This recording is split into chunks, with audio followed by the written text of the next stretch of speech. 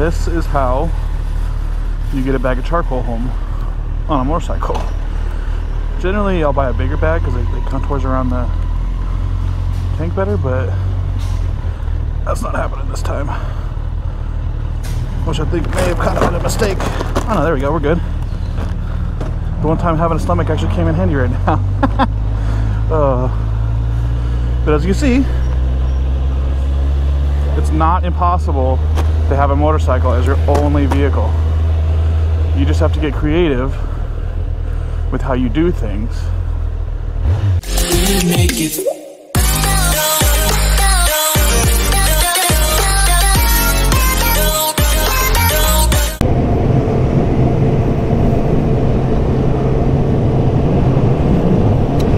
What's going on, my YouTube family? How you doing today?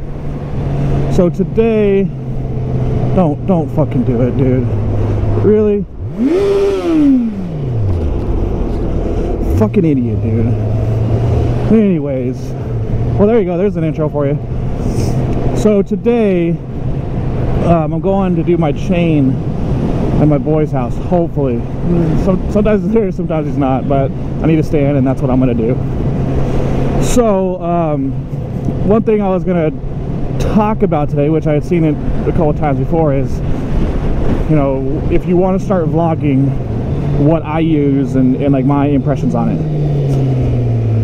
So the first thing I'll do is I'll insert the clip here that I did a couple days ago of me talking about what I use as far as my gear goes on my helmet and everything, and of course I'll put everything in the links and stuff down in the description, so it'll be easy for you guys to find it if you like.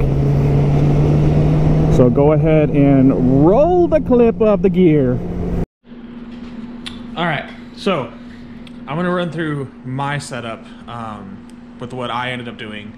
Again, this took me a lot of trial and error, probably $150, $200 wasted money, I would say, because I didn't know what I was doing.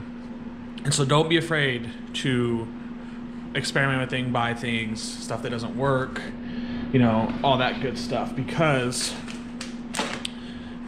I mean, it's how you learn. Hopefully you won't make as many mistakes as I did, you know, that's why I'm doing this, but this is my setup. So first off, we'll start off with the GoPro and the actual, what is it, mount. I found this thing. Now this is for a side mount, which I'll put the link in the description of where to get this at Amazon. This thing is amazing. This thing is all metal, very, very sturdy, I mean, it's crafted very, very well. It's not cheap or anything like that. And then you have your standard brackets, either curved or flat mount, and then it comes up into the actual GoPro itself hardware. I would recommend this if you're doing side mount. Obviously I can't do chin mount because of that. I don't want to look like a Teletubby with it on top of my head, so this is what I went with. There are side mounts that come out to go like here, to go in front of it, but again, I wouldn't be able to shut my visor. As far as GoPro goes, the Hero 7 Black, the one that I'm filming on right here, this guy is amazing. If you can afford it, get it. Honestly, I think it's only like $100 more than like the 5. Everyone likes the 5. I don't hear much about the 6. So I recommend the 5 if you're trying to save a little bit of money and go with it. Just be aware that if you are going to shoot 4K, there is no video stabilization with it. You can shoot 1080 and there is video stabilization in it, and it's pretty good, but it's definitely not the best. If you can, save up for the 7 Black. It is amazing. I'm sure, you know, with the next 6 months to a year, they'll have another one. Don't know what to tell you about that, but right now, as of what is it? It's, you know, beginning of April 2019. Stick with either the 5 Black, or if you can afford it, the 7. Now mic setup. I'm gonna put a picture or a link in for the mic setup. This is the best one by far that I found for the best price. It's like a purple panda lavender, something. Anyways, mic. What it is this guy right here. The reason why I have it over here by my cheek, which you'll see in some of my videos, is if I put it down here, it sounds like I'm running a marathon, and it sounds really stupid. So it goes in here, it comes up. This guy, which I call my dead cat, I'm sure it's got an actual name for it, stops the wind noise. But if I can take it off here, one-handed, This is the actual mic. Very good. It does really good sound. I'm sure I could play with it some more and try to mount it there. That's weird. Mount it somewhere else that might be a little bit better, but for me right now, it seems to be working pretty decently. Try not to get some of the more expensive ones, because those ones are so sensitive that in this little confined area, your helmet, it's way sensitive, and it sounds have peaks, it'll have lows, it'll be really, really loud, really, you know, and it's not meant to be directly by someone's mouth. These ones, they're not really meant, but they do a lot better. And the thing is it goes from, oh, you can't really see in there, but it goes from the mic adapter, which I've tried different things. Electrical tape works, and it really, really does. It might not look the best, but I really don't care. It gets the job done, and it's cheap. So it'll go from the GoPro to the mic adapter, down to this little, turn it here, this adapter right here. This piece goes from the adapter to the actual mic, which that purple part right there, oops, purple part right there is the actual mic. This is called a TRS adapter. You need this for this adapter. Sorry to tell you, GoPro knows what they're doing. They get you to spend money. But that purple Panda kit that I'm gonna link in the description comes with everything you need. You don't need anything else.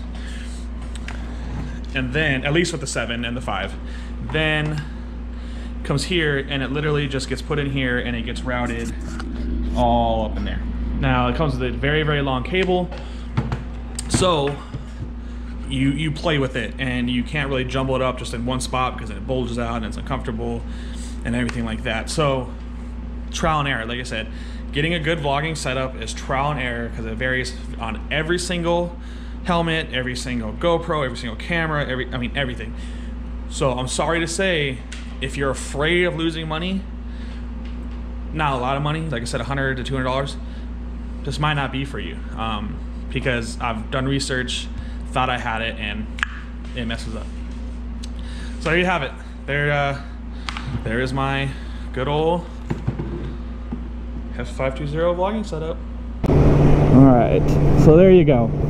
I mean, I guess the main thing is do your research and be prepared to spend money on it, because quality gear for this type of thing, it's not cheap by any means. And if you go the cheap route and your video quality kind of sucks, you don't like it, it's gonna end up discouraging you, and you know, who knows. So as far as vlogging itself, I guess the main thing that you've got to get over, some people have no problem with it whatsoever, but the main thing you got to get over is being scared of letting other people see you, essentially. Being scared of having other people judge your content, being scared of just putting yourself out there. If you can't get over that one thing, if you cannot get over that, don't try. Because let me tell you, the internet can and will rip you apart any chance they get. And that's just the whole, you know, the cold hard truth of it. You have people like what just happened back there. I'll submit it to Moto Madness, right?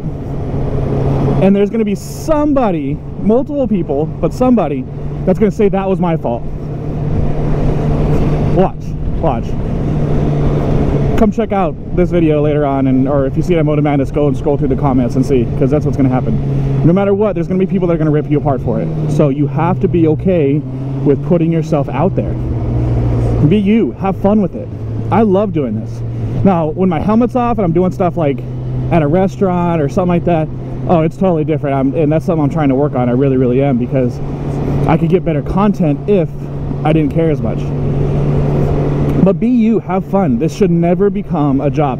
There are some YouTubers out there that this is a job to them, and they hate it. They're like, oh, I'm gonna take a 3-month break, you know, blah, blah, blah. And it should, to me, it should never get like that. If you don't like doing this, don't do it. The other thing is if you are not an experienced rider, don't do this. You should be at the point where everything you do on a motorcycle is just muscle memory. You know, no matter what's going on. But if you're still a new rider and you're still messing with your clutch and you're still like always looking down here, if you have a gear indicator, you're always looking at your gear indicator, don't do this. I've said it before.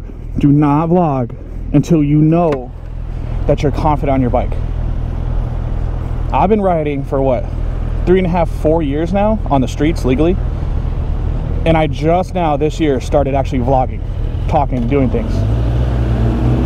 So you've got to be aware that it distracts you. It does. Talking and doing vlogging distracts you. Whether I'm looking at my camera here messing with this, looking at my camera here messing with that, you know, trying to think of other things, it's going to distract you. So don't do it until you're ready.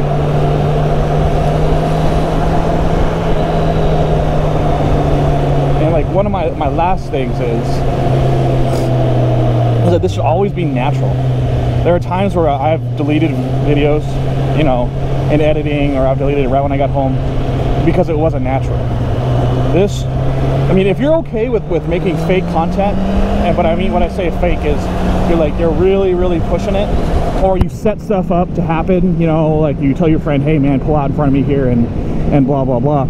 If you're okay doing that, by all means, fine, rock it. It's your channel, do what you want. But for me, my content, I want it to always be natural. I want it to always be fun. I want it to always be just me riding, talking, and it be me. I don't have a lot of resources to do a lot of like special content, if you will. And that's just because, you know, I'm going to school, you know, I work full time. Like, I don't have these resources that some of these vloggers do. And so my only recourse right now is to be natural and be me, and hopefully some people will buy into that and like it, and more people watch my content. So be natural. Don't ever try to force content, because it comes off really tacky and really lame, I think. I will literally switch YouTube channels at times because the person is just, you could tell they're just reaching for it. So in the long run, invest in your gear, be yourself, don't be scared of other people thinking about what you're doing, be natural, and don't do this unless you're confident on your motorcycle. If you're a new rider, do not do this. So those are my little tips, I guess, or my viewpoint on vlogging. Put down in the comments, you know, what you like, what you don't like, what you think, you know, other things you think that might make me or other people successful, because, I mean, shit, I can use it. I'm still on your phone. That's nice. I'm still new to it, you know. I'm still trying to grow and have a good time at the same time. So, anyways, peeps, that concludes Test Vlogging 101 class. Same time next week.